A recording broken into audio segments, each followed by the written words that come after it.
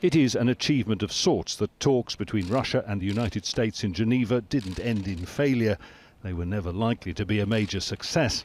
But while Russia insisted it had no intention of invading Ukraine, there remains little sign of an immediate end to the crisis. It's not a situation where a deal breaker, one way or another, is envisioned. Unfortunately, we have a great disparity in our principled approaches to this. US and Russia, in some ways, have opposite views on what needs to be done.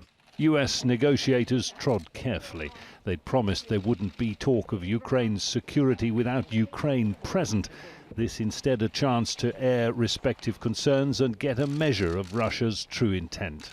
With tensions at their highest since the end of the Cold War, points of dispute between Russia and the US are plentiful, but Ukraine is perhaps most urgent. Russia has supported a separatist conflict there for 8 years now, and the presence of 100,000 Russian troops on Ukraine's border threatens a new war in Europe. Russia wants legal guarantees that Ukraine will never become a member of the NATO alliance, a demand flatly rejected by Western allies. On Monday, Ukraine's Deputy Prime Minister met the NATO Secretary-General. Talks with Russia will widen on Wednesday to include NATO members in Brussels, and then the OSCE in Vienna on Thursday. What Russia is doing is tries to impose its agenda instead of returning to the negotiation table.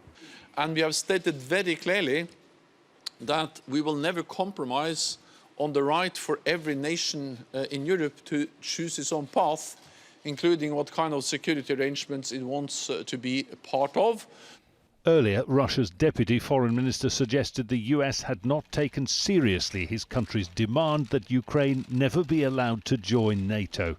That's an ominous sign. By continuing to press what is a solid Western red line, Russia may be showing its hand that President Putin may not intend this week of talks to succeed at all, but rather to use them as a pretext for war. Jonah, Al Jazeera.